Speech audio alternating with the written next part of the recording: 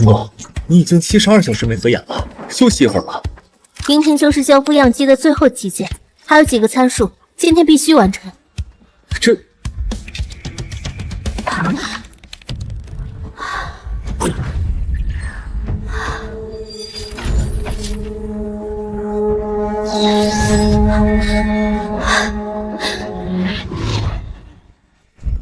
完成了，验收系统正式启动。太了不起了！成功，您发明的这套设备价值100亿，您真的不想出售吗？现在懂能换来核心技术不受制于人吗？这套设备和核心技术，我将会无偿献给国家。周助理，周助理，求您了，这是5亿定金，只要成功，授权一个衍生专利给我们，以后收益的80%，不，90%都归成功。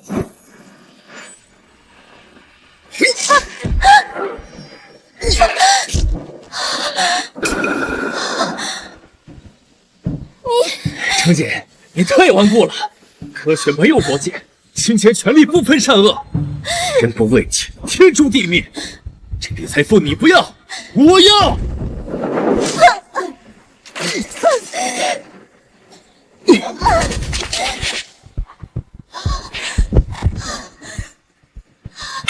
不！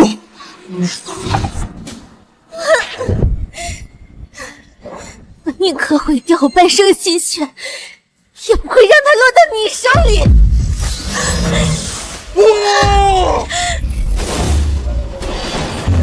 不！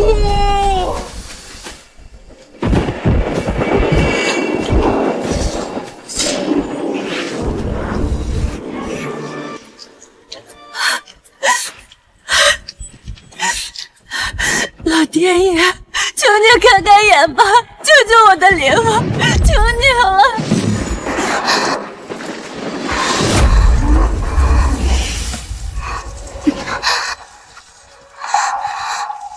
这是什么地方？灵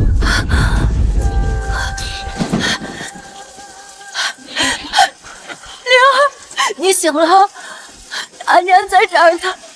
你是谁？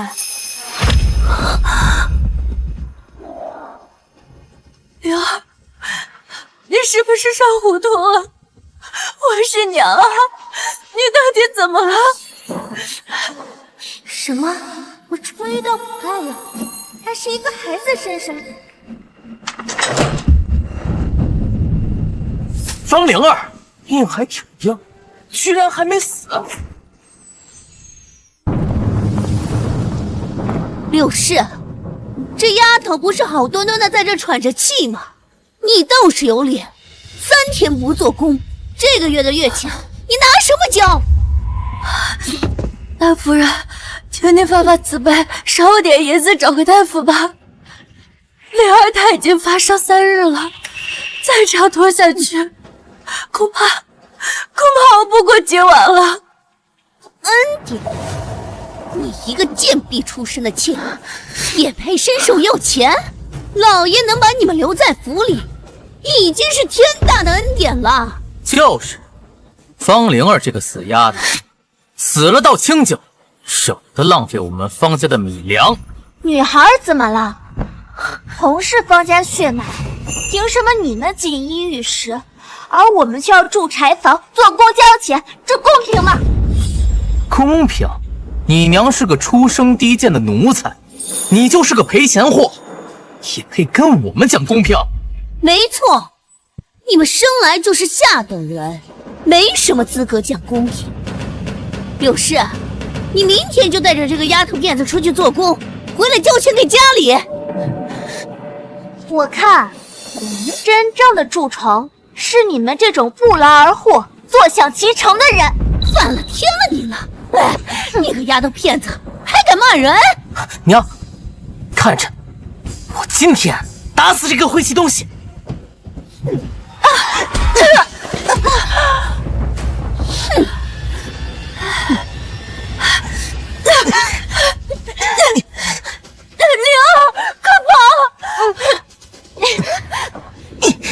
别让那个小丫头变跑了！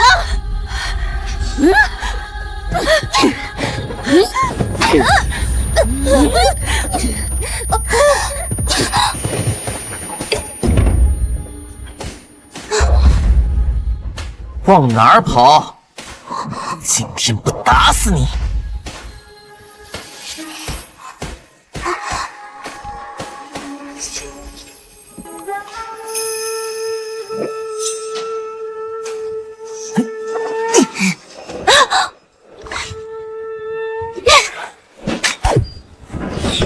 啊！哎呀！哎，我的头！杰儿，你没事吧？天杀的死丫头，看看你干的好事儿！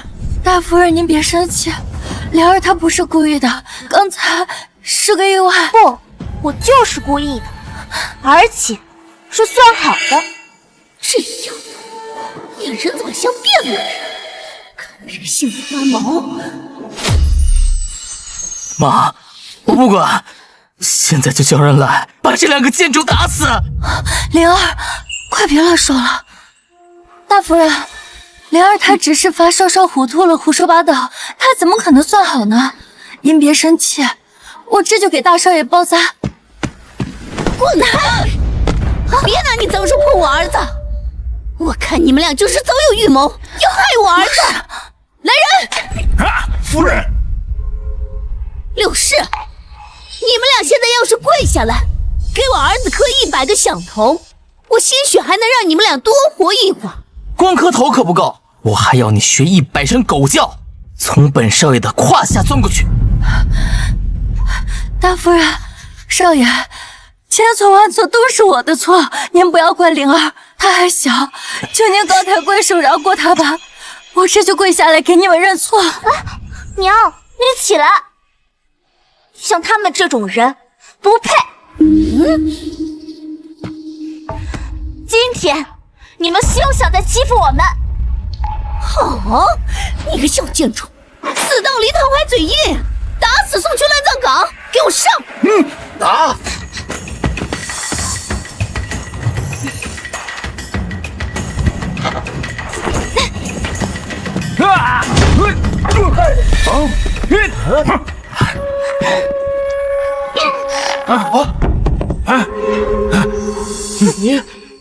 你妖怪！你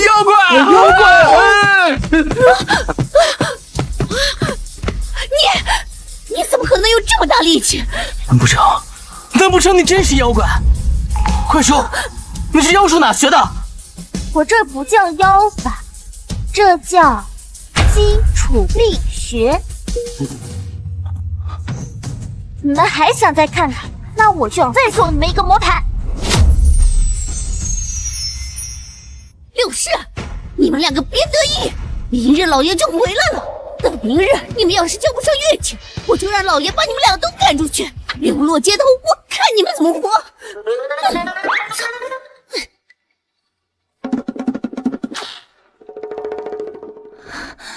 灵儿，你是怎么移得动磨盘的？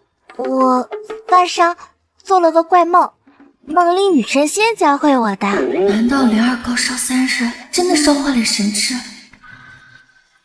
灵儿，不管你变成什么样子，你都是娘的女儿，别怕，娘会永远陪着你的。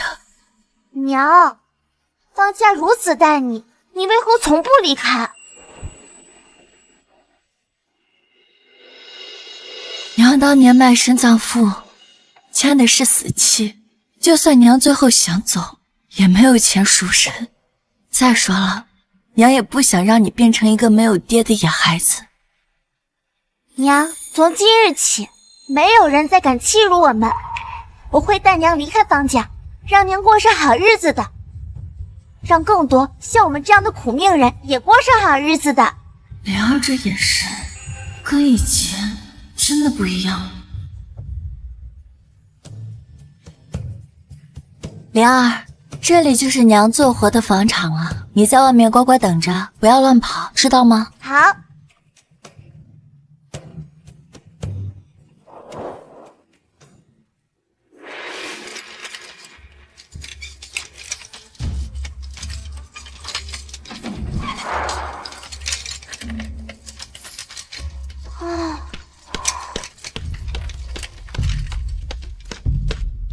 你们们都给我过来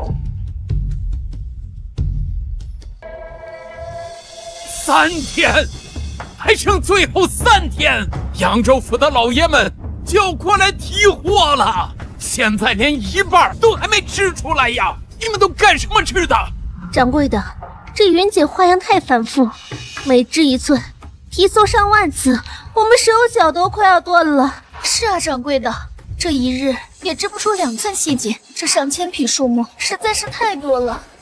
契约是白纸黑字，1000匹云锦，10万两的买卖，拿不出货，我倾家荡产也赔不起。这作坊倒了，所有人都得喝西北风。这是最典型的低效商场模型，杠杆、滑轮、斜面、螺旋、齿轮，这些基础力学原理用在这个时代，岂不是降维碾压？掌柜的，我回了商宫。你还知道回来？3天不见人影，我这个织造作坊是你想来就来，想走就走，滚出去！掌柜的，之前说我女儿生病了3天，所以这才耽搁了。求求你让我回来吧。行了，我要是不缺人手，你想上工也行，工钱减1半，1天10万。不想干呢就走人。等一下，你凭什么只给10万？这是谁家的孩子？作坊种地，先人出去。灵儿，娘不是让你在外面等吗？你怎么进来了？赵掌柜，我娘给你织1天的布，就给10万钱，你是不是欺负老实人？你觉得我该给你娘多少工钱呢？灵儿，别胡说。娘，你放心，我要的价格都是合情合理的。1天500两。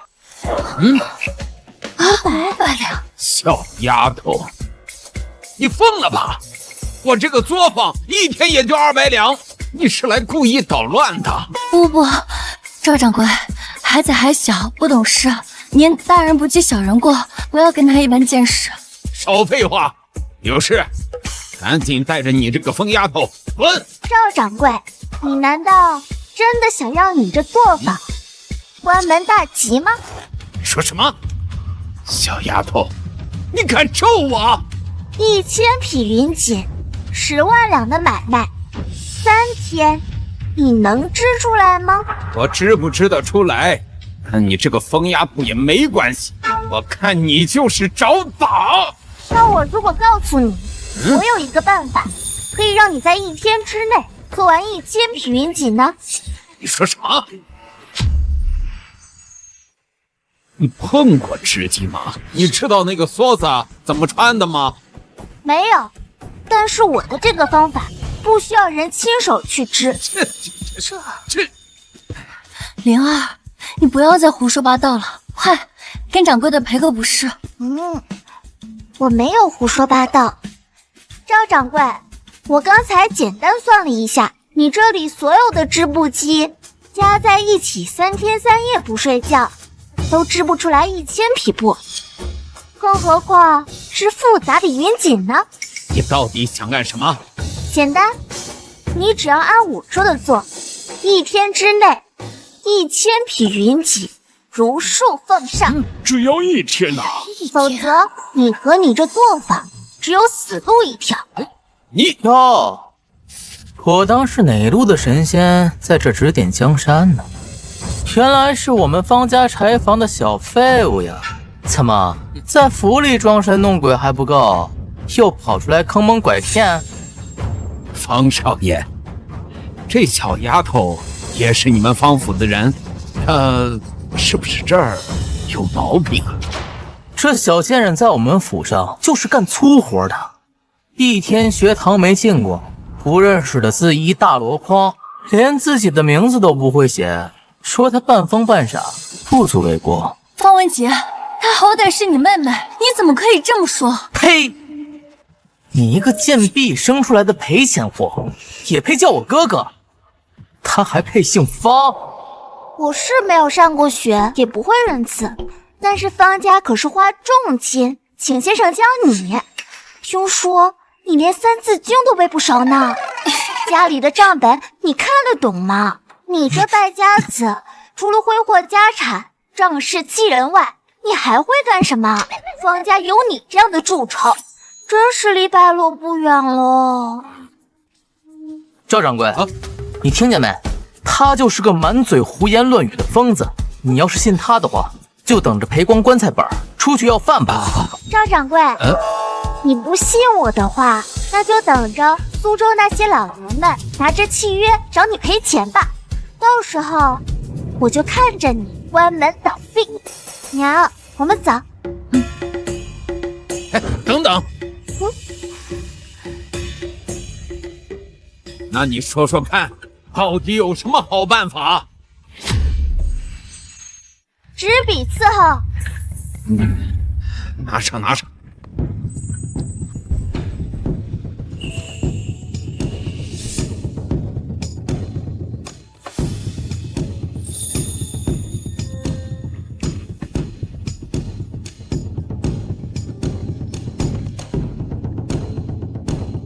这是什么鬼画符啊？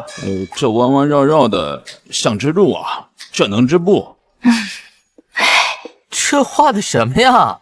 我的娘啊，这简直就像癞蛤蟆身上插18根烧火棍。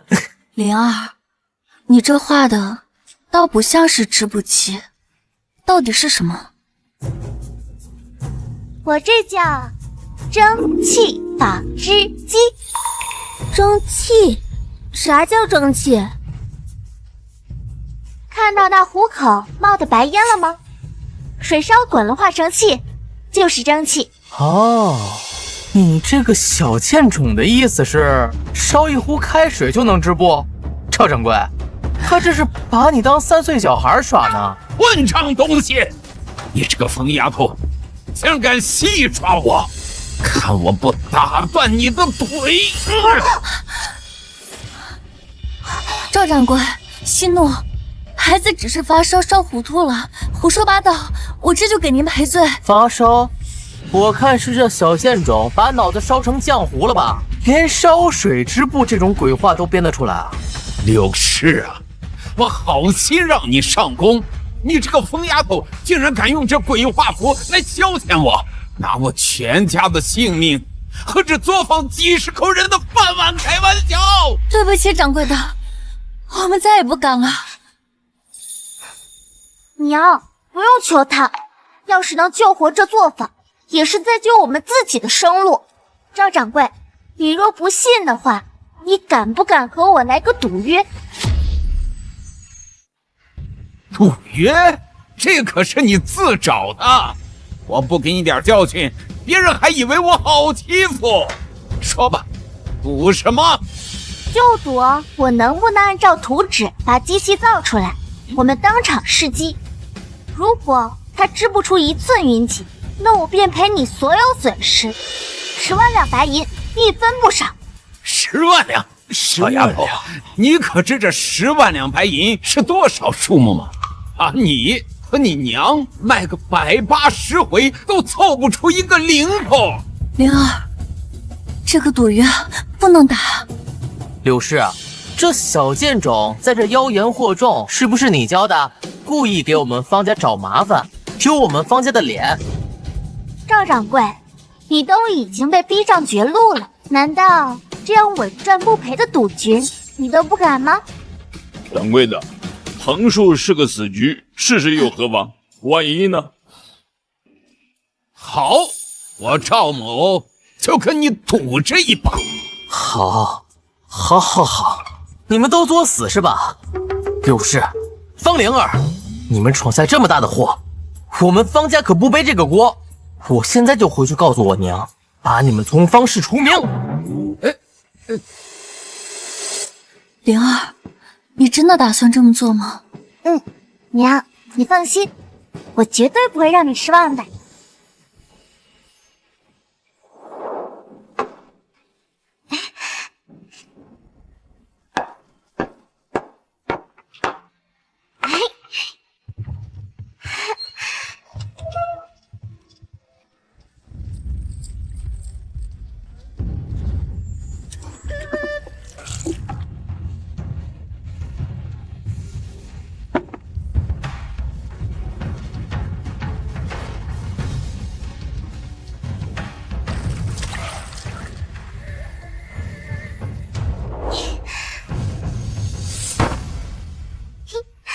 装好了，你们可以出来了。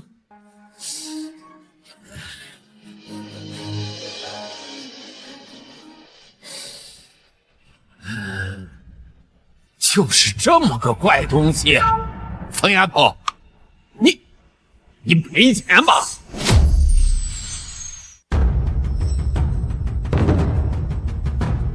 这什么东西啊？没见过。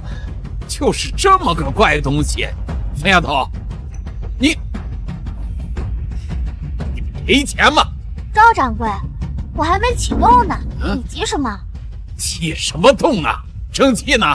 我看这个东西根本就不会动。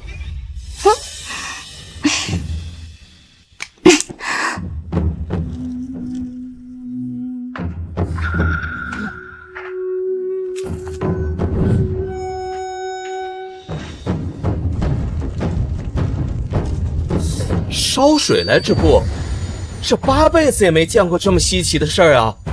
怕不是障眼法吧？听说这小丫头会妖法啊！疯丫头，你现在认输还来得及。赵掌柜，赌约既立，无反悔之理，你就等着瞧吧。哼，我就不相信这烧水的玩意儿还能织布。哎，你们方家也算是大户人家，那10万两银子就让你爹来赔。好大的狗胆！敢坑方家！娘，你看他们呀，在这捣鼓半天，就架这口破锅，还敢赌10万两银子。柳氏，10万了，你怕不是失心疯了？还是说你想故意打赌坑害方家？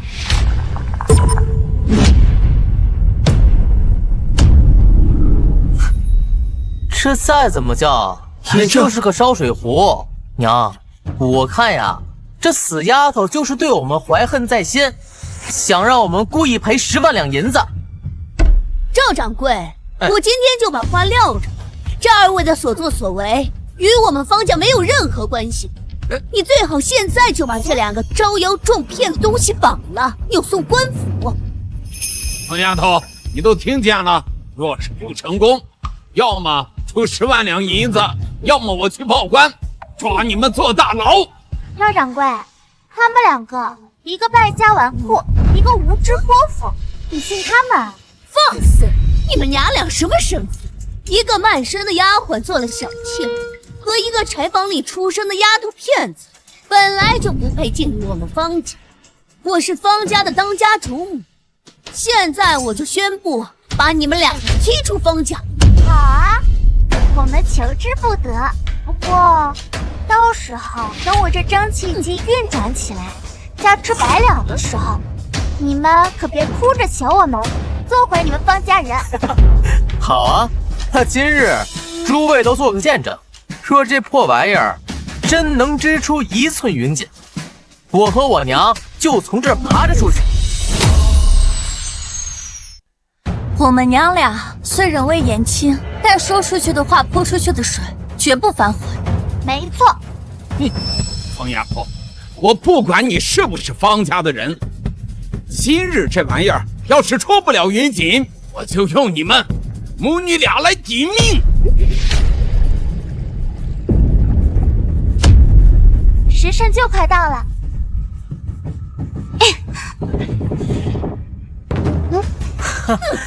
我就说吧，这一堆破烂做的废物，就和造它的主人一样，是个彻彻底底的废物。你说你倒腾这么半天，结果就给我们看这个。赵掌柜，你不会是被这个丫头灌了什么迷魂汤，还是你根本就眼瞎啊？疯丫头，你现在还有什么好说的？急什么？蒸汽压力尚未达到峰值，只是系统预热，祖传都还未……够了，满嘴鬼话，你还要编到什么时候？赵掌柜，你还要被这死丫头糊弄到几时？柳氏，你睁大你的狗眼看看，你都生养了一个什么东西，在这里满口胡话。今天赵掌柜就算饶了你，我也要把你们2个乱棍打死，以儆效尤。混账！我怎么可能会饶了他们？我现在就把你们扭送官府，告你们行骗欺诈之罪！来人，给我绑了！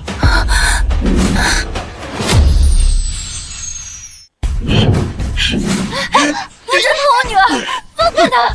我女儿说行就一定行的，你们放开我娘！有事啊？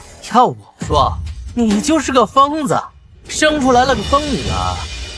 这东西啊，她连动都不会动，连个屁都不会放。幸亏我儿子及时叫我来，把你们从方家除名。就算你们被大牢里的老鼠吃了，也跟方家没有任何关系。赵掌柜，都是我的错，我女儿还小不懂事，求你放她一马，送我去坐牢，一切后果我来承担，放过我女儿。现在知道怕，完了！今日你们母女俩一个都跑不掉，一起下大狱吧！赵掌柜，千万不能放了这个淫丫，现在就拉她去官府，打她80大板，打死拉倒！就是呀，打死了我们也不收尸。我说了，再等等，你们放开我！等个屁！押走！是。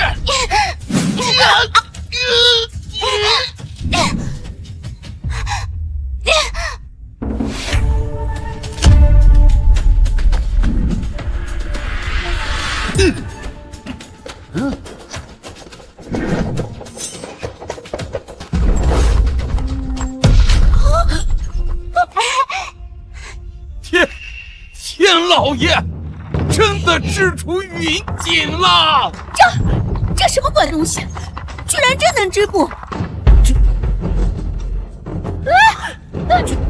这怎么可能？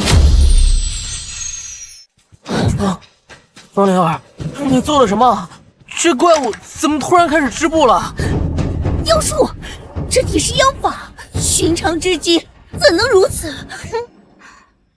赵掌柜，你验验，这云锦可还入得了扬州老爷们的眼？这真是天公之作呀！照此速度，何须3日，1日足以织出千匹，真让你说对了。赵掌柜，我先前说过，我娘1日工钱500两，您还觉得荒唐吗？荒唐的是我有不识泰山，500两太值了！快取现银！是，500两，真金白银呐！哎呀，这小丫头神了呀！这娘俩一定是要翻身。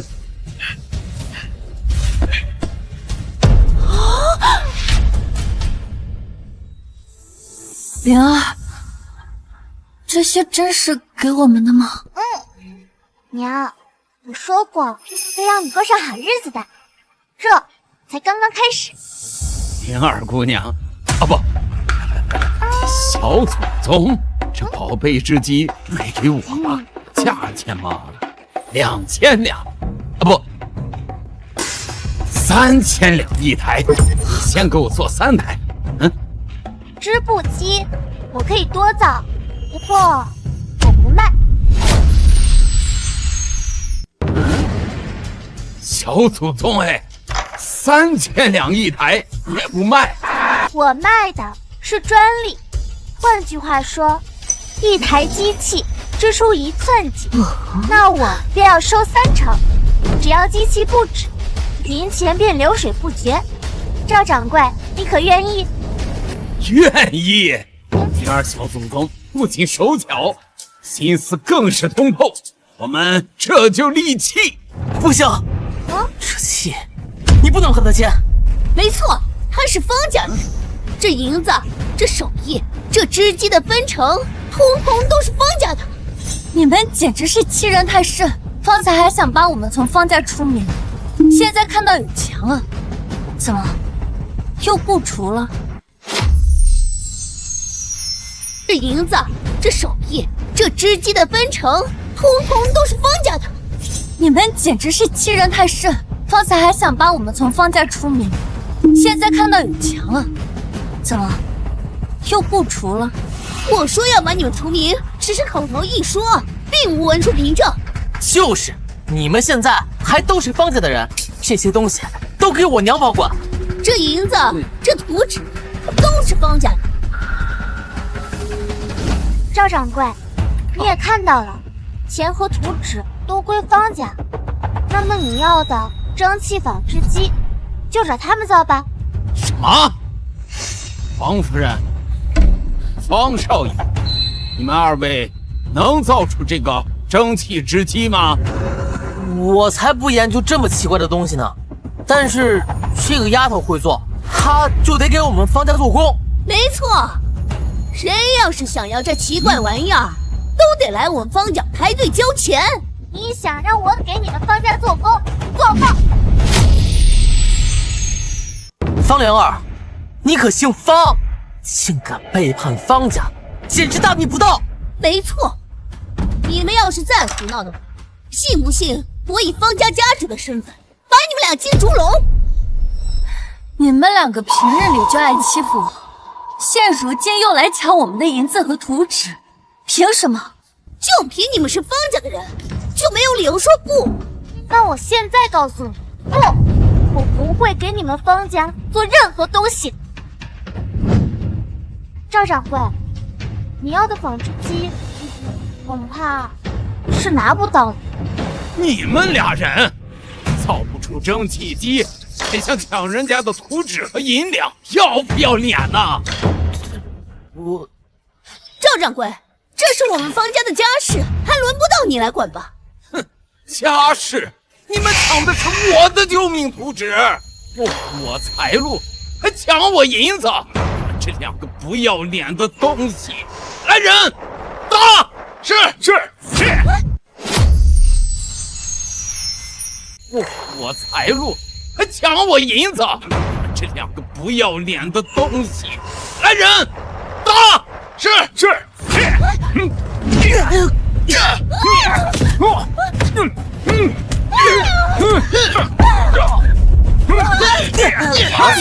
我死了！疼死我了！快等一等！都怪方灵儿那个小贱种！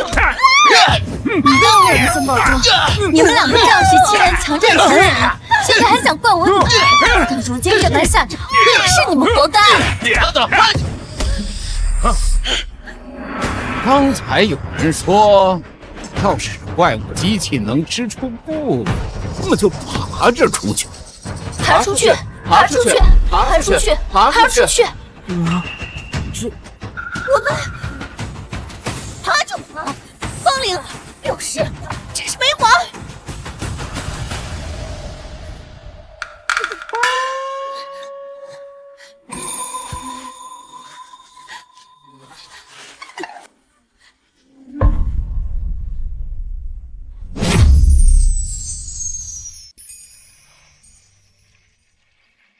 灵儿，娘真的觉得像在做梦一样。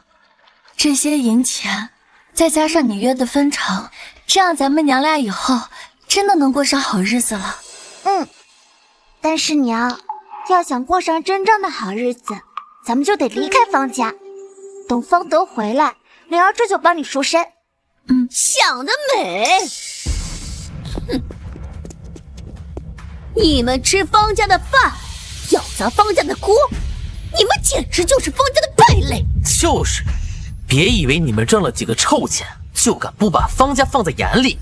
去，把这两个忘恩负义的贱民给我绑了，把银子抢过来。是。不准拿！这是灵儿费尽千辛万苦自己挣的。哼，她一个小丫头片子，有什么本事？不过就是一些变戏法的障眼法。把银子抢过来！是。不准拿！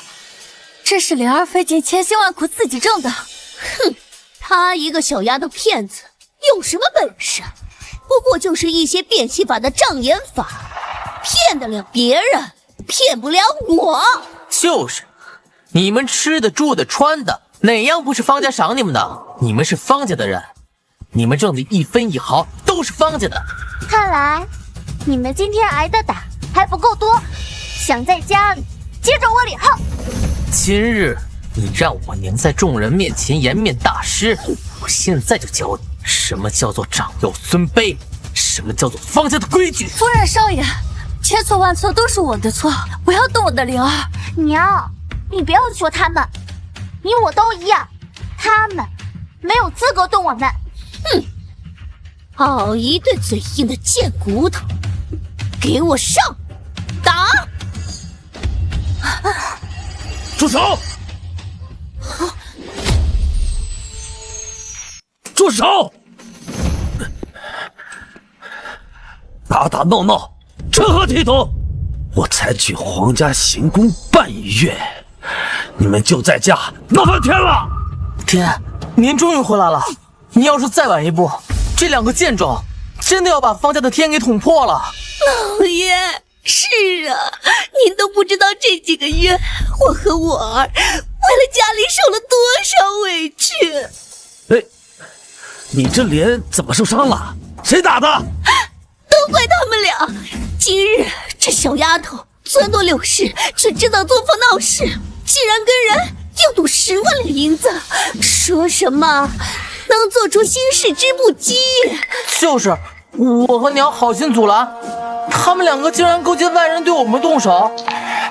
混账柳氏，你带着死丫头出去招摇过市，还赌10万两，你眼里还有没有方家的规矩？老头子，你怎么不分青红皂白，就怪我们呢？你叫我什么？你听好的，老头子，是他们逼着我娘出去做工挣钱，我与别人打赌，也是为了我娘，跟你们方家无关。怎么回事？平日里这丫头胆小如鼠，如今她怎么敢这样跟我说话？灵儿，你不要跟他吵，他对付家人的手段凶狠，我们不要惹他。娘，就是他们平日里欺负我们惯了，所以我们不能再忍耐。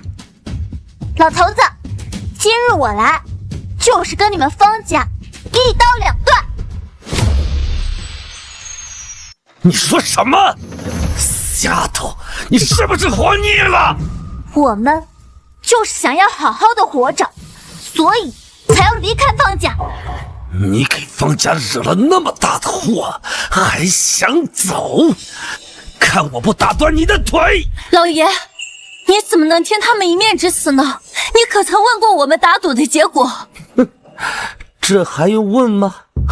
是一个黄毛丫头，懂什么织物啊？比试输了10万两，你们拿命赔呀！老爷，我们并没有输，灵儿她确实造出来了，叫蒸汽织布机。赵掌柜当天就立了契约，还有这些银钱。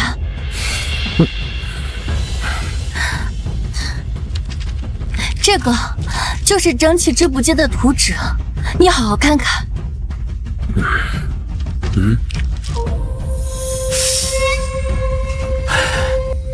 这什么鬼东西？这个是莲儿画的蒸汽织布机的图纸。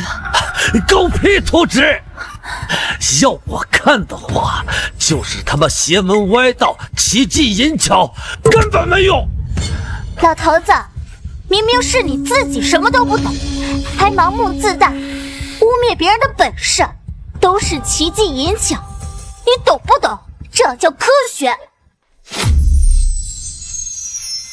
老头子，明明是你自己什么都不懂，还盲目自大，污蔑别人的本事，都是奇技淫巧，你懂不懂？这叫科学。科什么学？口无遮拦，目无尊长，女子就要遵从3从4德。你娘没把你教好啊？看我今天来教你！你有什么资格教我？男女生来就平等，我们凭本事赚钱，何错之有？老爷，莲儿说的句句在理。住口！看来是我平日里太纵容你们了。都去祠堂给我跪着，跪到想明白规矩再为止。带走。等等，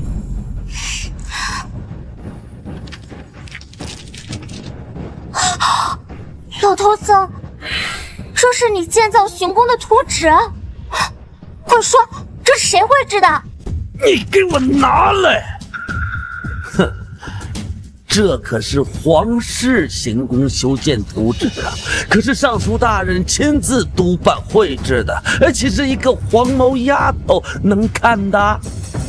那我就告诉你，老头子，主梁跨度15丈，截面却只要12张荷载设计。更致命的是，此处用了悬挑结构，安全系数不足1、2点。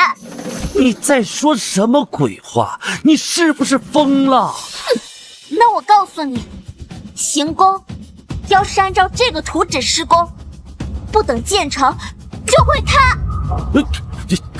胡说八道！要是按照这个图纸施工，不等建成就会塌。胡说八道！这图纸可是尚书大人亲自督办绘制的，更何况我方家世世代代修建房屋，你一个8岁的黄毛死丫头，你懂什么呀？竟敢在我面前逞能！爹，我看这死丫头是见不得我们方家好，想咒我们家破人亡。老爷，这个小丫头片子跟她娘一样，心思歹毒，您可一定要好好教训教训他们。哼，你要是再敢胡言乱语，就给我跪下！老爷，你们不相信灵儿，我信，要罚就罚我吧。我说这些可不是为了你们，只是想要我和我娘不跟着遭殃。行宫一旦出事，可是诛9族的大罪。反了你了！老头子，今日我来就是给我娘赎身的，现在钱已经给你们了，我们这就走。放肆！你们生是方家的人，死是方家的鬼，岂能你们说走就走？想走没门儿！来人，在，把他们2个给我押起来，看我不活活打死他们！是。方德何在？给本官滚出来！大人，大人！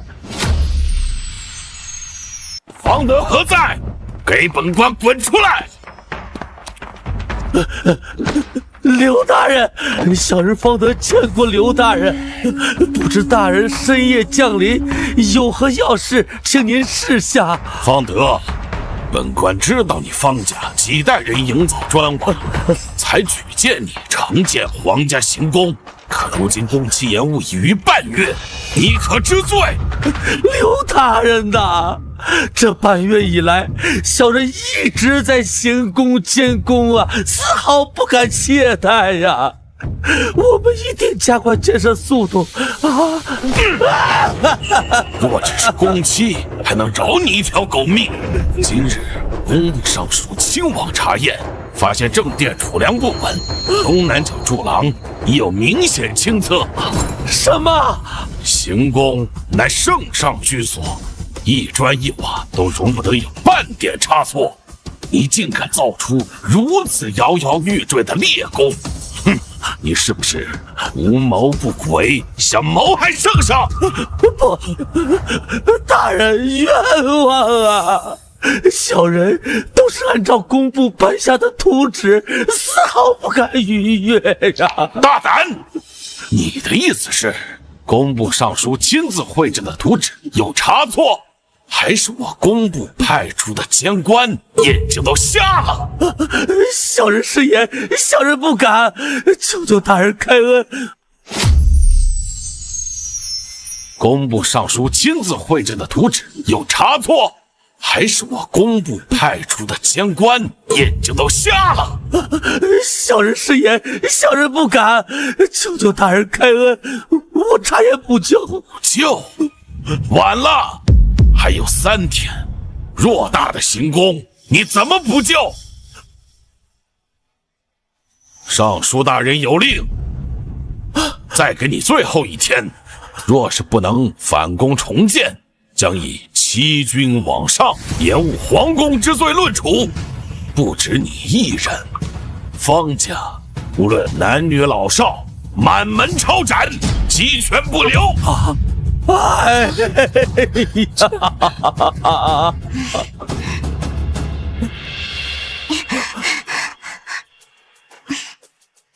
请大人回禀工部尚书，方家的差事我接了。一个小小的黄毛丫头，也敢妄言监造皇家行宫之事，你们方家这是在戏耍本官吗？我这东西休得妄言，快给刘大人赔罪！风铃啊，你自己要找死，不要拉上我们全家一起啊！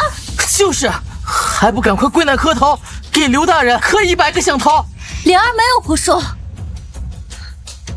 灵儿既然已经接手，就一定可以。大人，小女没有胡说，不信你问了方德，方才我有没有说过，工部大人绘制的这份图纸本身就有问题？哦，难道真让这丫头说对了？图纸真有问题，她怎么可能看得出来？老爷，你怎么了？这个丫头连学堂都没有上过一课，几个大字都不识，你不会相信她真的能看懂这个图纸吧？对呀，爹，她就是懒猫碰到死耗子，您不能听她的鬼话呀！要是按照那张图纸施工，结构用料自然无法承重，除非立刻修改图纸，改进支撑与夯筑之法，否则行宫必然会坍塌。你还敢放肆！尚书大人乃京城第一建造师，此图经皇上亲自首肯，岂能容你一个黄毛丫头信口雌黄？方德，你们方家是不是都活腻了？不，刘大人，是小人缺失家教，小人现在就收拾这个黄毛丫头。来人，是。把这个不知天高地厚的野种，还有他这个娘，给我拖到后院锁起来。是。对，没有老爷的命令，谁也不准把他们放出来。快去，看看他们还懂不懂规矩，还长不长记性。你们这是自寻死路！若是还想活命，现在就该把我放开，或许还有一线生机。拖下去！方德，小人在。本官再提醒你一次，明日天黑之前，如果不能完工，皇命如山，满门抄斩，绝无转圜。大人呐！爹，只有一夜时间，可怎么办呢？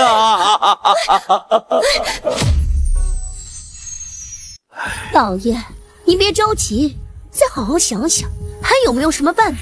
是啊，爹，您不会真被那刘大人吓傻了吧？不就是主梁不稳吗？重新修缮一下不就行了？你懂个什么狗屁呀！主梁要是出现了问题，那是一天能修好了吗？得拆了重建。什么？那3个月也建不好呀！老爷，那你快想想办法，这我们不能全家都去送死啊！若是还想活命，现在就该把我放开！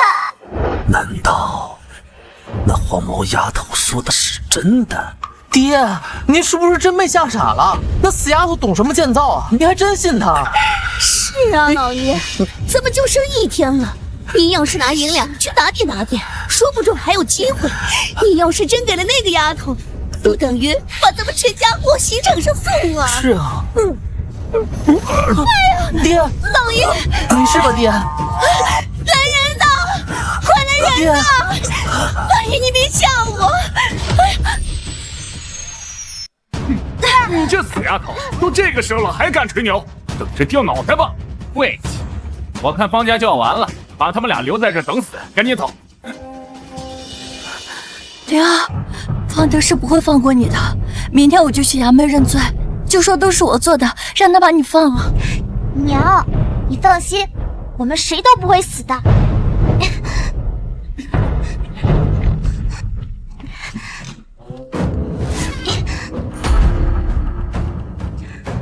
娘，簪子给我。啊。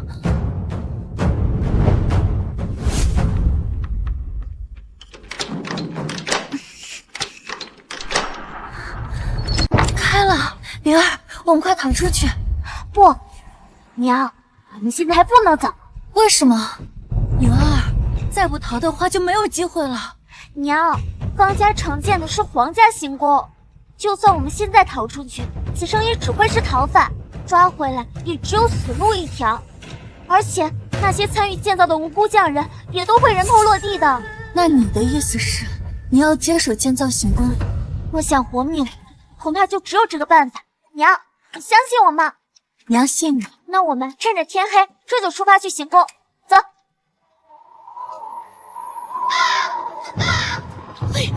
快走！快！站住！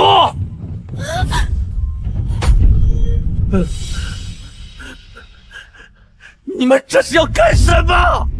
老爷，您怎么醒了？老爷，您怎么醒了？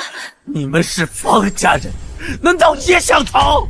爹啊，公婆就给我们1日时间，这就是死局。要不您和我们一起逃？现在逃还来得及。走！我是方家的人，死也要死在方家，谁都不许走！方德，你清醒一点，现在不走就是死路一条。爹，对不住，你想死，别连累我们。孽障啊！我们方家怎么养了你这么个没心肝的畜生啊！姐儿，我们走。都给我回去！刘大人有令，除了方德，方家所有人不得出入，违者立斩。方德，我们奉命送你去行宫，快跟我们走！没用了，就算是神仙下凡也修不好行宫了，我去还有什么用啊？哼，那你们就待在这儿，等着尚书大人来砍你们的脑袋吧！哼。完了，全完了，这回我们都走不了了。刀都下脖子上了，咱们都得死。那个黄毛丫头能一眼识破图纸的异样，能在刘大人面前接下这杀头的差事，或许她真有本事，就让她试试。老爷，你疯了不成啊？这都什么时候了，你还相信那个黄毛丫头说的话？对，他就是个江湖骗子，根本没有这本事。住口！横竖都是死，或许他真有本事，就让他试试。去把灵儿给我找来！老爷，老爷！柴房的门早已经被打开了，二夫人和小姐昨晚已经不见了。什么？快去给我找人！是老爷。那两个没良心的，知道方家要玩，竟然逃得那么快。早知道他们能逃出去，昨天就该把他们宰了。爸，是我糊涂了，竟然还对他留有半分指望。什么图纸，什么本事，都是些骗人的鬼话。方家的列祖列宗，子孙方德不孝，这就以死遣返。方德，你到底干了什么？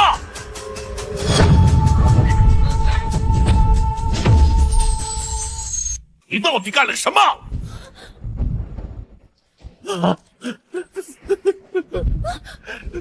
大人呐，我们不想死啊！恭喜啊！真没想到你们方家果真有这般起死回生的本事，一夜之间不到就把行宫都修好了。什么？方主事有所不知，今日一早，尚书吴大人亲临行宫公祭，原本是要问罪的，谁料正殿那根问题主梁竟被修复还加固了。这怎么可能呢？所用之法精妙绝伦，不仅解决了承重之危，结构设计甚至超过了原图，更稳更巧。方大人，你是怎么做到的？我连门都没出呀，这怎么可能呢？老爷，这底是祖宗显灵了，帮咱们连夜把行宫修好了。对，祖宗保佑，不枉我们方家。这是那人画的图纸，本官也看不懂，就是这些技巧被匠人们运转操作，一夜之内便将正殿行宫全部修毕，还顺手修了其他几处殿宇，简直是太神了。是谁绘的这此图？哦，我想一定是深谙造诣的神人呐！不行，我一定要找到他。不必找了，你要的神人就在此处。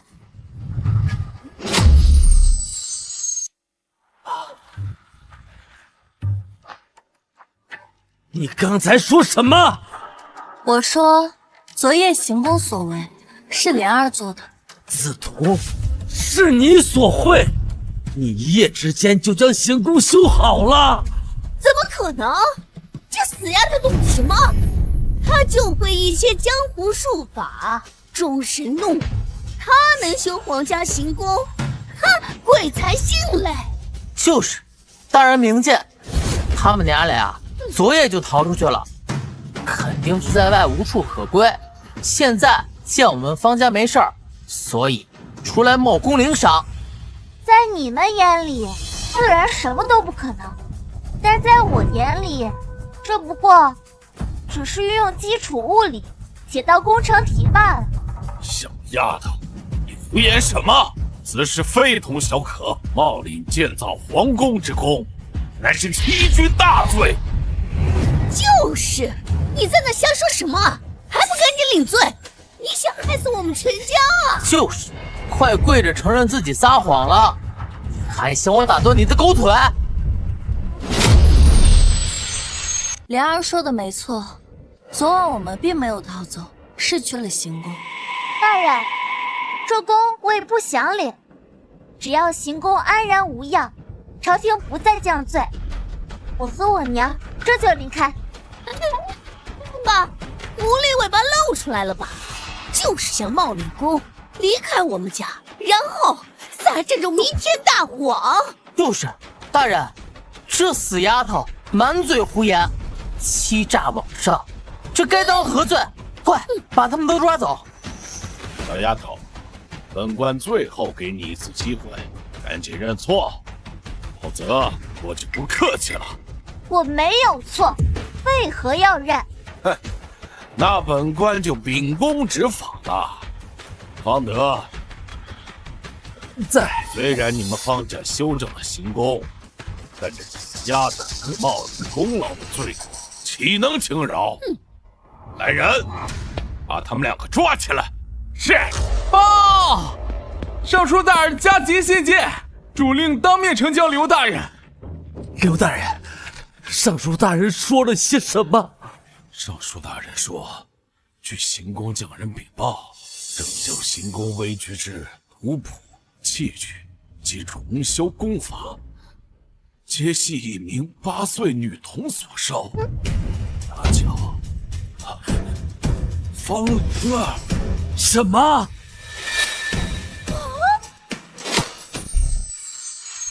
什么？怎么，尚书大人的亲笔信在此，白纸黑字，你们还敢有疑？小人不敢。灵儿姑娘真乃神童不？是奇才。尚书大人对您赞不绝口，明日亲临府上，一则犒赏，二则想亲眼看看你手中还有没有其他精妙图谱器械。这些图纸器械，不过只是应急之用。如今危机已解，我和我娘只想离开方家，才不要见什么尚书。你说什么？哦不，刘大人，小女刚才只是一时紧张，胡言乱语了。明日小人定当携小女恭迎尚书大人呐。这时会将家中的图纸啊器械如数奉上，绝不敢怠慢的。那你们好生准备。灵儿姑娘，明日静候尚书大人。告辞。告辞。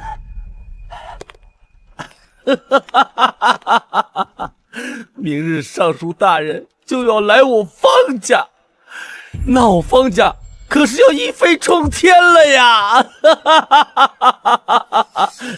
哎，灵儿，哎呀，灵儿，你可是立了大功了呀，真是我方家的福星啊！老头子，我修行宫可不是为了让你飞黄腾达的。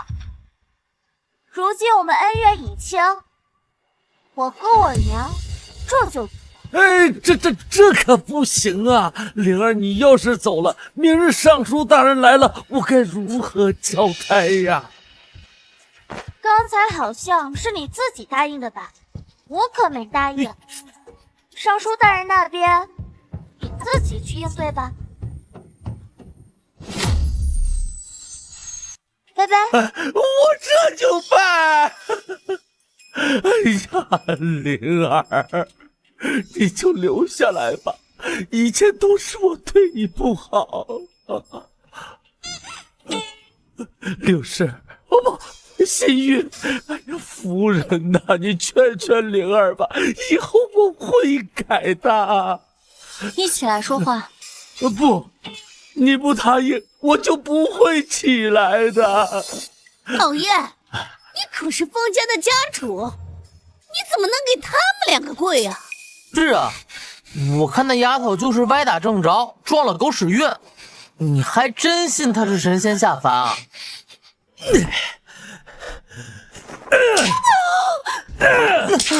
最应该给他们下跪的是你们俩，还不快跪下！老爷，你竟让我们给这两个贱人下跪！是啊，爹，不管他们两个做什么，他们都是出生地界的下等人，怎么能受我们的礼？混账！平日里方家长方家短的，一到大难临头，卷起心软，撒腿就跑啊！平日我不在家，你们就为难欺负灵儿和仙玉呀！他们都不计前嫌，还帮助我们方家，让我们方家一马当先，平步青云的。老爷，哎，爹，跪不跪？快点儿！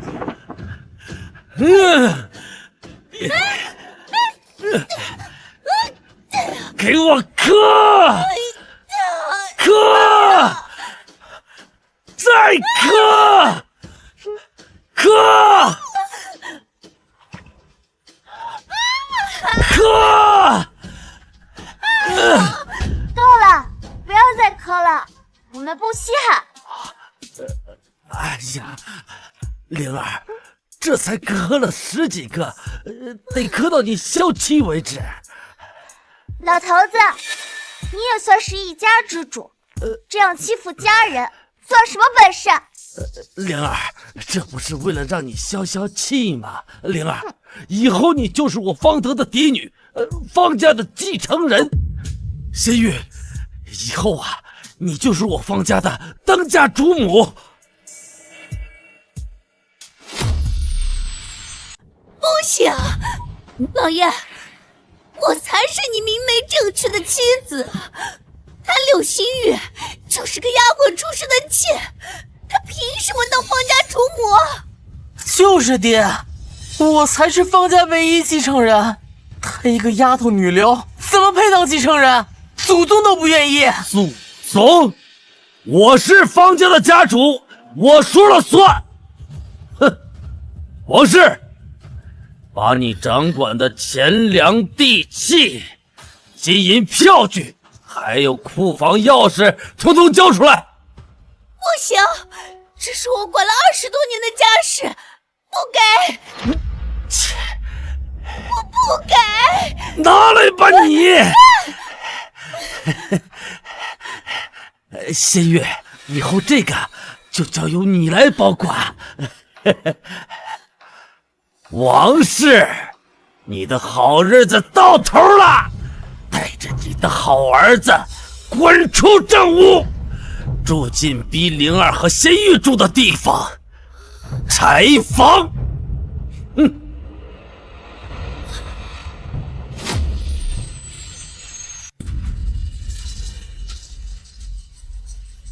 娘，喝水。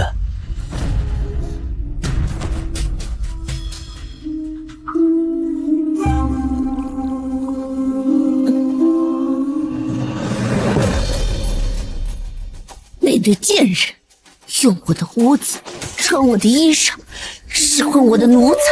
文杰，你得替娘想想办法。娘，我能想什么办法？你呀你，怎么那么不争气？动动脑子！你总不想跟娘一直住在这个破柴房吧？娘，我有什么办法？这东西，这些年娘从来没有让那个死丫头上过学，给你请了多少教书先生，怎么还是比不过她呀？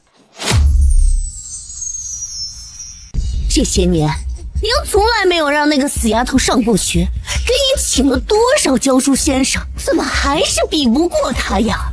那我本来就不喜欢读书嘛。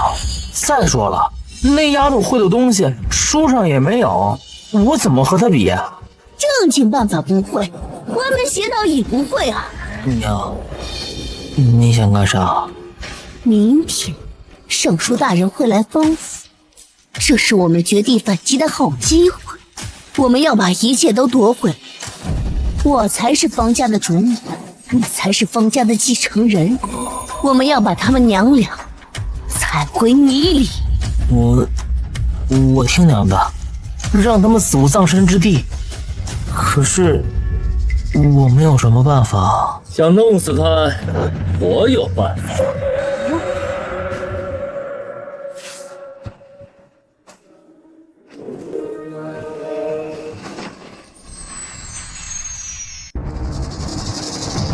大人，您公务繁巨，何以亲临这商贾之门？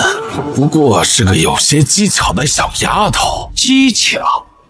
本官要的就是她的技巧。如今北境烽火不息，东南倭寇侵扰，朝廷急需能守国门、能退敌寇的国之利器。工部要是再拿不出像样的东西，本官这项上乌纱也保不住了。大人苦心，小人明白。只是将如此军国大事寄望于一个女童，是否太过？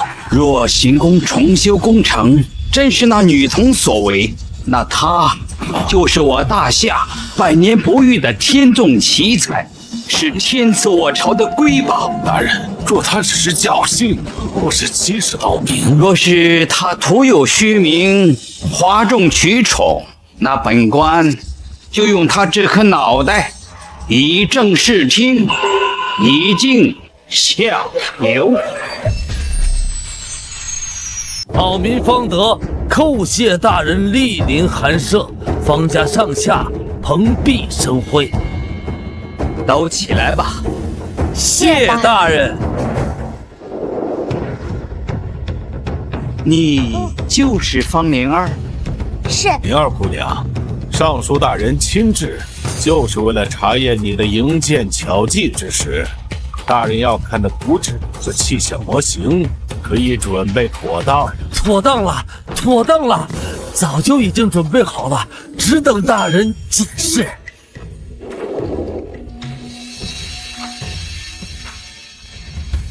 这些东西，本官怎么看不明白？不会是糊弄本官的吧？灵儿，快给大人详解。那小女就给您讲解一下吧，您能听懂多少就算多少吧。大胆，跟尚书大人回话，敢如此无礼！无妨，童言无忌嘛。灵儿姑娘，请讲吧。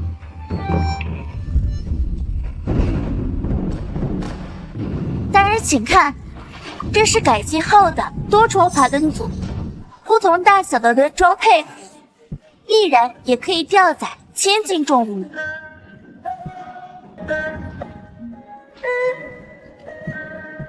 这些杠杆通过改变支点位置与力臂长短，可大大减轻人力。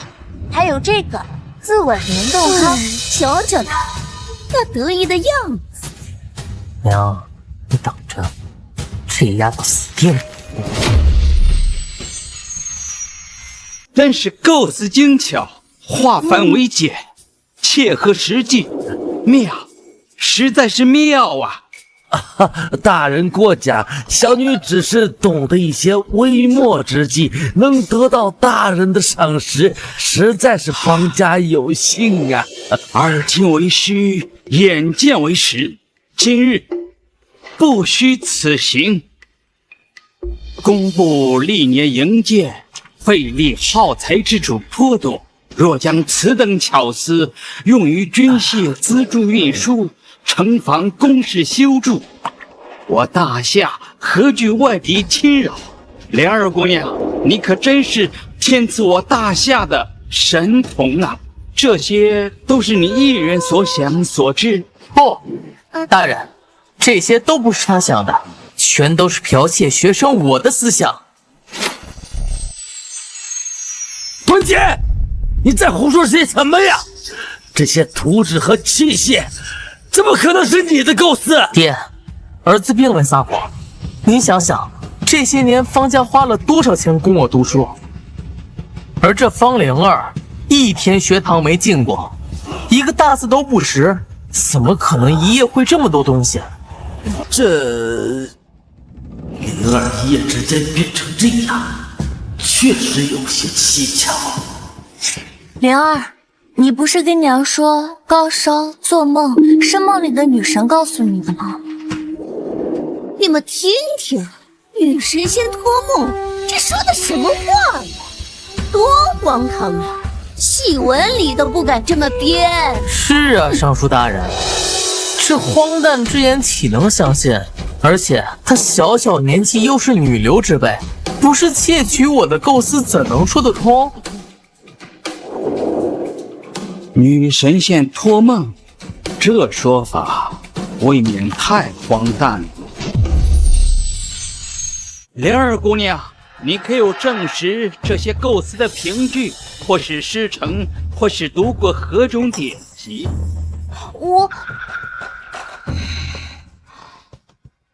我总不能告诉他们，我是从2026年穿越过来的，那比女神仙的说法还离谱。小丫头，此事可绝非儿戏。你若有真才实学，就自证清白；若是真的剽窃别人的才思构想，本官可不饶你。尚书大人，请息怒，此事小人定会问清楚的。文姐，为父供你读书这么多年，学到了几斤几两，肚子里有多少真才实学，为父怎么可能不清楚？你怎么可能会懂得这些营造技巧之处？是啊，如果你真的懂，为什么不早点显露？这些图纸都是莲儿自己亲手绘制，你可曾画过一笔一画，做过一损一毛？王文杰，你说你妹妹剽窃你的构思，无凭无据，怎能让人信服？孽子！再敢在这胡说八道污蔑你妹妹的话，你是想连累方家吗？爹，你眼里只有这个神头，你何曾真正问过你儿子？日夜苦思，屡屡重试，失败了无数次，我的这些艰辛你问过吗？你只会逼问我，你怎么不问问他？方灵儿，现在你能拿出最初的设计手稿吗？手稿我当然有，这个起来给诸位看看。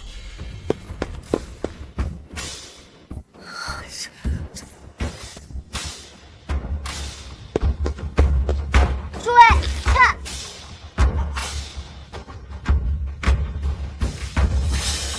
哦，灵儿，你这是什么鬼东西啊？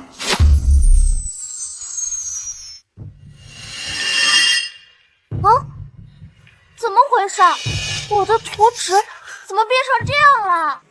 看人请看，这分明就是儿童戏法。他连一张像样的草图都拿不出来，如何制出如此精妙的器械？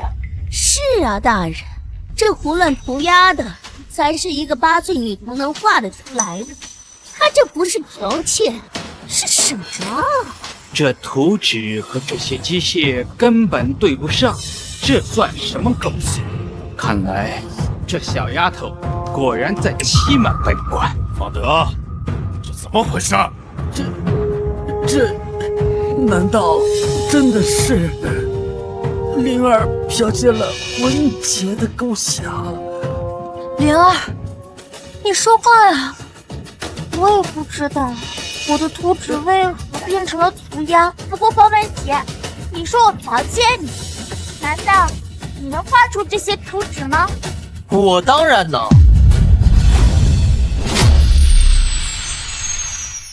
此乃应用杠杆原理，力臂越长，所需之力越小。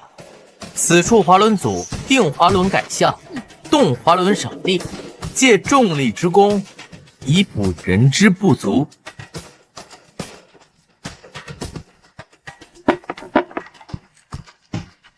大人，这才是学生多年的心血。方灵儿这贼子，趁我疏于防备，偷走了我藏在书房中暗格的底稿。你说什么？柳氏，你少在这装聋！你给我听好了，你女儿就是个贼，有妻母必有妻女。你偷我男人，你女儿偷我儿子图纸。方灵儿，当初我就怀疑，如此低调，怎么可能懂这么？原来是你窃取你兄长的构想图纸，还想比赖吗？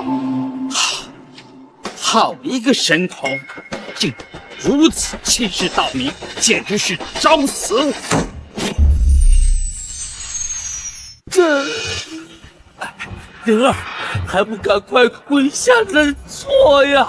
二位大人，此事小人确实不知情啊！住口！纵你行骗，你们方家都逃不过责罚。而这丫头伪造天才之名，欺瞒上官，戏弄朝廷，该当何罪？来人，将此欺世盗名、胆大包天的小贼给我拿下！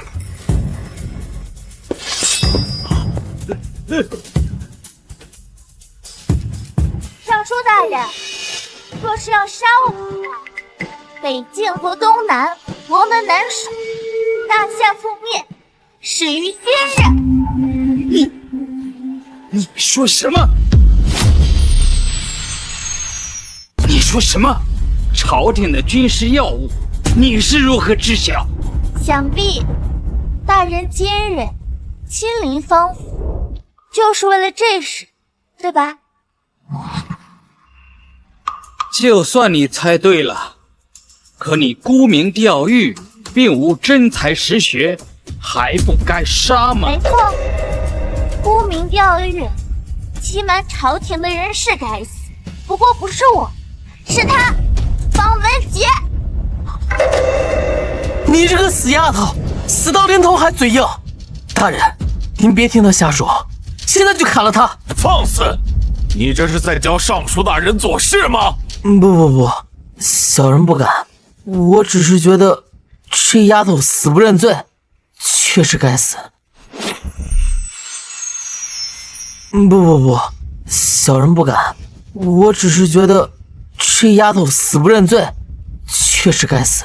方文杰，既然这些图纸是你心血所凝，那么就请你当着尚书大人的面，依你所绘之图，将这器械当场恢复原状，如何？方文杰，你是不敢还是不会？儿子，别怕他，不至于你烂熟于心。这些只不过是拼凑的东西，娘相信你。好，学生这就展示。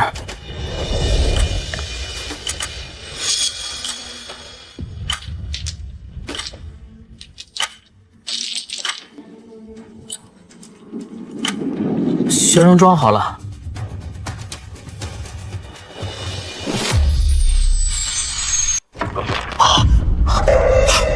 混账东西！你这堆破烂是什么？这就是你了然于胸的构思，这就是你指控他人剽窃的凭据。文杰，这到底是怎么回事？你不是说这图纸是你的吗？怎么自己都组装不起来？难道你在欺骗我们？怎么可能，老爷？尚书大人，杰儿他只是一时紧张，求尚书大人再给他一次机会。还敢欺瞒尚书大人？看他那个德行，再给他10次机会也不中用。是他在暗处给这些零件做了手脚，他肯定偷偷换掉了某些榫卯，或者磨坏了接口。方文杰，你还狡辩？这些部件无误，错的是你。你胡说什么？看来的确有人连夜帮了你，不过你只懂死记硬背，不懂其中运转原理，更别说用这双手去拼凑。现在你还敢说这些图纸和机械是你自己构想出来的吗？文杰，现在还有什么话要说？现在就给我们一个交代！这些零件本来就是坏的，不信你让他来，他也装不起来。方灵儿，这些零件你可能原样装回。若是我现在原样装回，即便成功，恐怕他们也不会服气的吧。大人，看见了吧？这丫头就是怕了，装不回来就直说。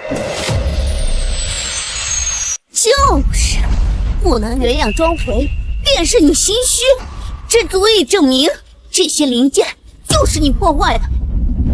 尚书大人，不如我换个法子，用这堆散乱的零件组装一个新的东西出来，如何？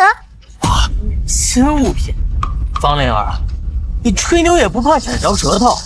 我看你就想胡乱拼一个东西来蒙混过关吧。尚书大人明鉴，他这就是黔驴技穷，耍无赖呢。我相信你，他既然说了，就一定做得到。大人，事已至此，恳请大人再给小女一次机会，让她试试吧。方灵儿，本官再给你最后一次机会，你若用这些零件装出的新东西不能运转，毫无用处，那本官就将你们方家抄家问斩。啊！灵儿，你到底有没有把握呀？可千万不能装乱了，咱全家人的性命都在你的手里呢！你个死丫头，你自己死就算了，还要拉上我们全家当垫背的。就是，他就是故意的，故意想害死我们。灵儿，我相信你。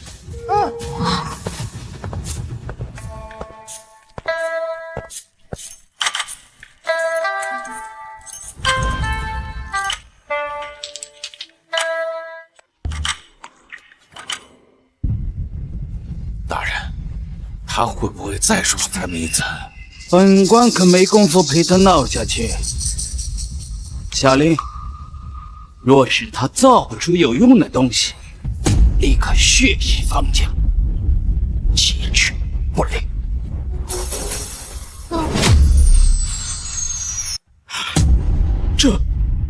这是何物？在战场上，可以一敌百。火器，这东西又沉小，还不如我们大夏朝的三阳火铳有威力。就是，大人明鉴，这丫头就是看事情快败露了，再编出一个什么骇人听闻的东西来糊弄你，简直就是垂死挣扎。灵儿，这东西为父闻所未闻呐，你觉得可靠吗？啊，此事关乎全家的性命，不可有儿戏呀！大人，此事匪夷所思，您看是真是假？方灵儿，你既称此物为火器，那就当场演示吧。若真有你所说之威能，一切谣言不攻自破；然若不能，你难逃一死。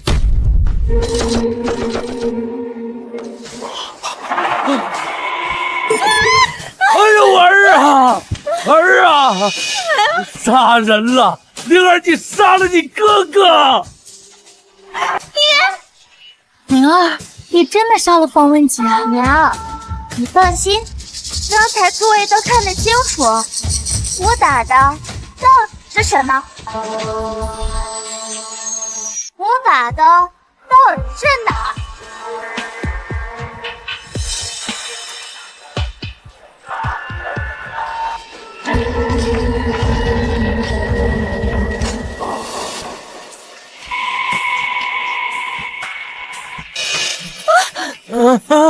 姐儿，娘，我没死啊！哎呦，你没事就好。没事就好。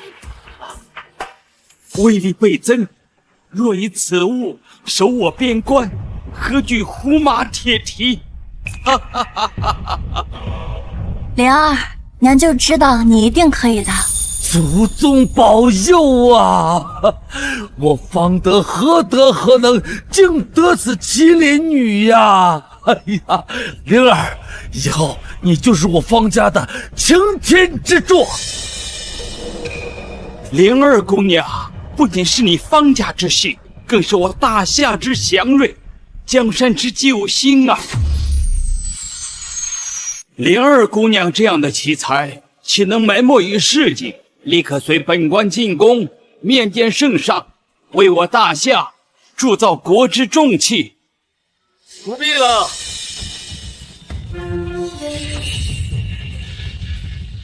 吴大人，不必惊扰皇上了。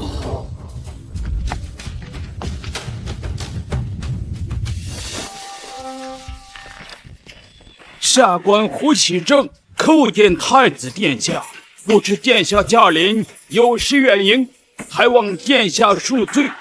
叩见太子殿下。叩见太子殿下。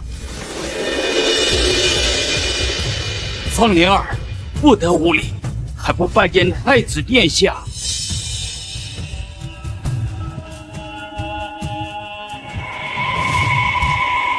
是你呀！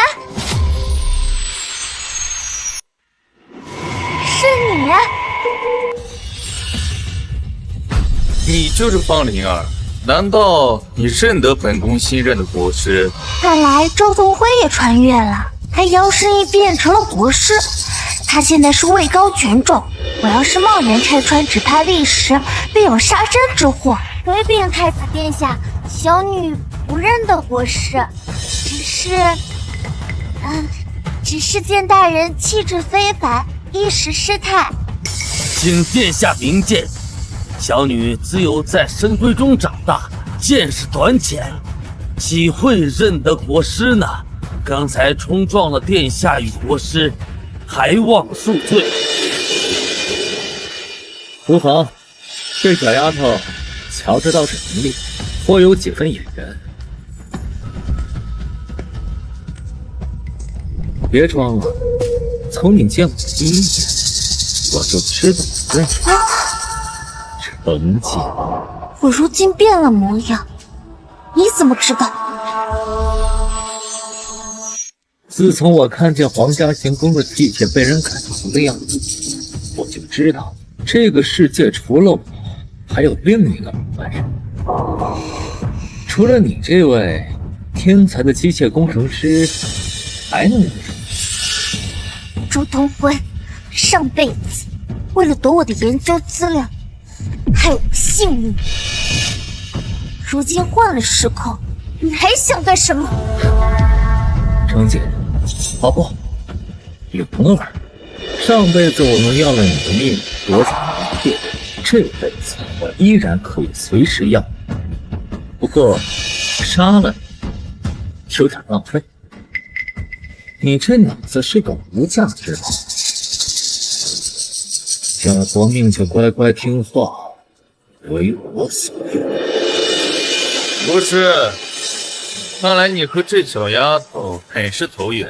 去边关急报北漠屡犯我境，今日本宫便备齐你们所需的所有材料，一人造出一把能够抵御北漠骑兵的火器。来人，方灵儿带走。一人造出一把能够抵御北漠骑兵的火器。来人，方灵儿带走。好，果然能越障伤敌，真乃属大夏之神功也。灵儿姑娘，你的武器。灵儿姑娘，你若能造出此等火器，本宫重重有赏。若是徒有虚名，本宫连你和你的家人一同送入刑场。我以为是什么重武器，会有几分威力？啊！一炮平山？怎么可能？我进推进技术。周腾辉，你跟我的差距，比你自己想象的要大得多。现在你明白了吧？上一世，你对我的嫉妒，只是出于你的无能。好，此等神器，方属大夏所需。我宣布，这场比试，灵儿姑娘获胜。殿下，臣请求再比一场，到战场上实战。你是想要上场实战，还是想要趁机害死大夏守关的将军啊？灵儿姑娘，你这话什么意思？殿下，国师大人的迫击炮，当发3次之后，炮管底部的延迟机关就会启动，炮就会当场自爆。那些士兵还能活吗？防线一旦陷入崩溃，敌军就会长驱直入，没错吧？不可能！国师是本宫偶遇的天纵奇才，是上天赐予我大夏的助力，他怎么会做出？殿下要是不信的话，就让国师亲自来射3次，看看这炮还是自爆伤人。你血口喷人！殿下，此女定是北漠派来的奸细，意图挑拨离间，破坏我大夏军功。她的话一个字都不能信。国师若心中无鬼，为何不敢试？不如就试射几发，以证清白。这炮工艺粗糙，再升回去先改进工艺，再回来比试。国师，你支支吾吾一再推脱，莫非是为灵儿姑娘输重了？这怎么可能？那还不赶紧再射！本宫今天还非要看这炮弹再射3发。太子息怒，臣照做便是。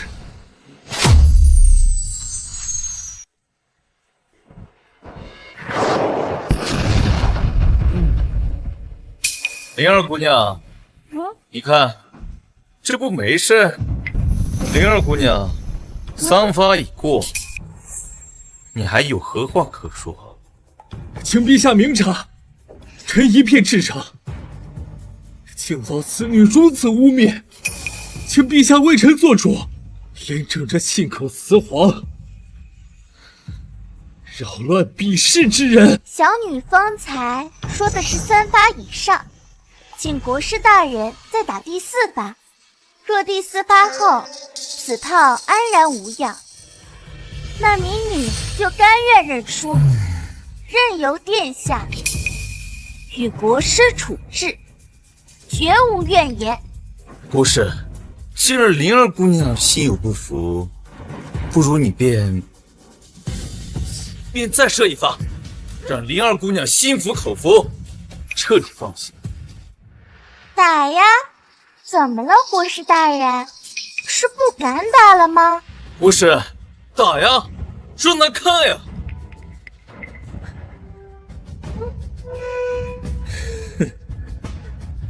我给你们看个新玩意儿。你拿这是什么玩意儿？指着本宫。那是手枪，1颗子弹就能要了您的性命。什么？你想造反吗？凭我的见识和知识，这大夏的江山，你终于露出真面目。当初你绘制错误的行宫建筑图，让正殿主梁倾斜，我看你就是蓄谋已久吧。现在你还想用这种有问题的武器，我看你早就和叛军勾结好了。哼，不错，你确实聪明。我说过的，科学不分国界，人不为己，天诛地灭。只要北漠的大军一到，边关大乱，朝廷震慑，我便趁机杀了皇上和太子，再给北漠分一些土地。个逆贼，乱设计，真个千刀万剐！殿下，你也太高看他了吧？他以前就是一个卑鄙无耻的失败人，如今他这样的无名之辈，根本就不可能成功。给我闭嘴！先杀了你！怎么了？现在只能打给自己。周同辉，我劝你还是放下枪，认罪伏法吧。贱人，你自己很聪明是吗？灵儿姑娘，快躲开！太子，等我杀了这丫头，再来杀你。为什么？周同辉，你输的不是技术，是心。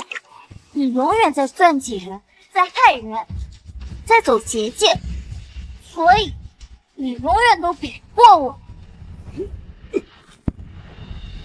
多亏了你，识破了这个歹人的毒计，救驾有功，你才是我大夏真正的天纵之才。想要什么封赏，尽管开口。殿下，我什么封赏都不要，我只想带着我的娘亲离开这是非之地。报！北漠联军突破云南防线，距京城已不足300里。什么？明日敌军将可攻入京城，国难当头，社稷危殆，难道你就忍心看着京城化为焦土，百姓处于危难之中吗？本宫恳请你留下，帮助朝廷抵抗外敌。太子为了社稷和百姓能够如此，或许将来有希望做个明君。太子殿下，小女可以留下，御敌护国。好，本宫现在就带你入宫面圣，让父皇任命你为新任国师，总领军器监造，抵御外敌。什么国师之位，我不要。我造气，非为权力，非为封赏，只为以武止战，以气慑敌，让将士少受些伤亡，让百姓国泰民安。灵儿姑娘如此大义，我大夏子民必将世代传颂。请殿下速速安排，我们这就奔赴前线，御敌报国，出发。